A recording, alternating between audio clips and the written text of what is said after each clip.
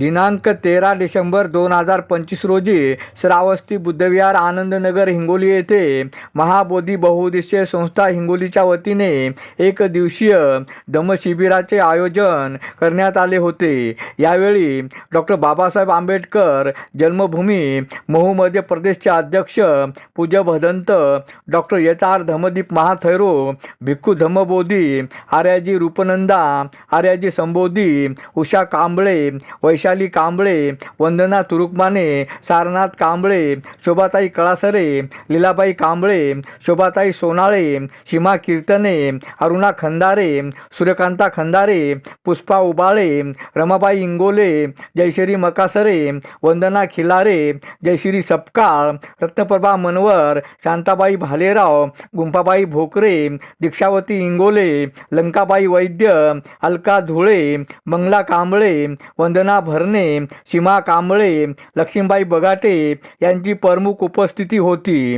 Arun Dipke, TV 7 Hingoli. आज 13 डिसेंबर 2025 रोजी श्रावस्ती बुद्धविहार आनंदनगरी हिंगोली या ठिकाणी धम्मशिबिराचे आयोजन करण्यात आले आहे।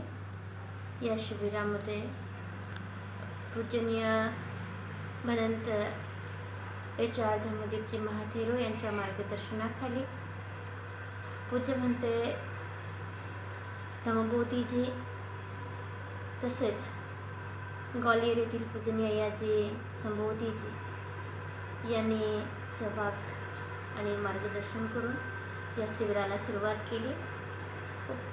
या धम्मशिबिरामध्ये हिंगोली शहरातील वेगवेगळ्या नगरामधून आनंदनगर, भारतनगर, शिवलिंगनगर तसेच खेड्यापाड्यातील पारडा येथील उपासिका, माळेगाव येथील उपासिका उपस्थित आहेत आणि दिवसभर यामध्ये सकाळच्या सुरामध्ये प्रथम शील ग्रहण करून परित्राण पाठ, पूजा वंदना आणि सुरुवात करून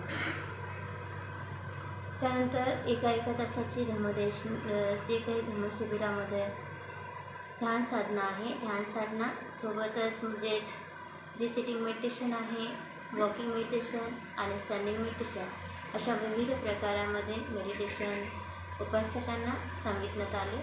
सोबतच काय मेडिटेशन करण्याचे फायदे आहेत, त्यानंतर विहारात येऊन धम्मज्ञान कशाप्रकारे अर्जन केले जातं, यामध्ये विशेष करून श्रीलंकामध्ये कशाप्रकारे ते उपासक धम्मा संडे स्कूल जे क्लासेस असतात म्हणजे धम्माचा जो रविवार आहे, रविवारी विहारात येऊन आपल्या जीवनामध्ये एक दिवस संपूर्ण जीवन आपण धम्मकार्यासाठी देतात। तसंच या ठिकाणी हा एक प्रयत्न आहे छोटासा।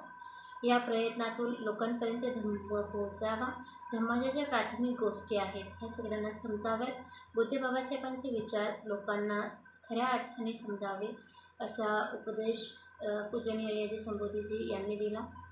पूज्य भंते शीलरत्नजी यांनी शील देऊन तसेच पूज्य भंते एच.आर. धम्मदीपजी महाथैरो यांनी धम्मासाठी शुभेच्छा देऊन पूज्य भंते धम्मबोधीजी यांनी सुद्धा मार्गदर्शन करून या शिबिराला सुरुवात करून दिवसभर वेगवेगळ्या माध्यमातून शिबिर राबवण्यात आले।